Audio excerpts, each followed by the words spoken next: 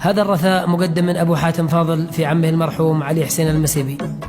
يا رب لطفك بي ورفقك بحالي، يا من عليك توكلي وركوني، والحمد لك دايم على كل حالي، والشكر لك ما سحب هل المزوني.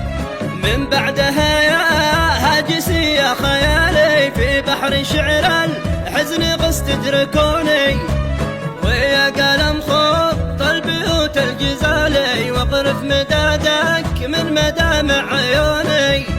أدمى خفوقي برق رجال غالي، وازدادت آلامي وغارت طعوني، يا ونتي وانه تهز الجبالي، من كبرها كل البشر يسمعوني. يا ربي لطفك بي ورفقك بحالي، يا من عليك توكلي وركوني، والحمد لك دائم على كل حالي، والشكر لك مال سحبه هل المزوني.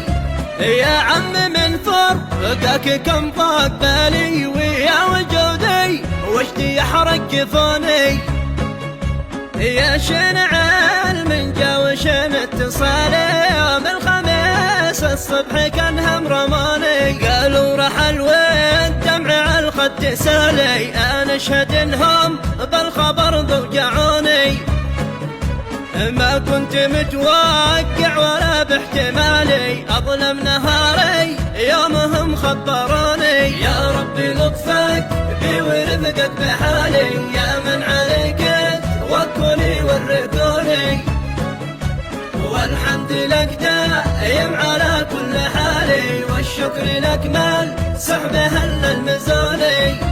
سافرت من صعده هموم اثقالي، وانت قبل دفنه تشوف عيوني، مع الاسف شوفي له من الحالي، وصلت عقب الدفن خابت ظنوني، مع الاسف شوفي له من الحالي، وصلت عقب الدفن خابت ظنوني.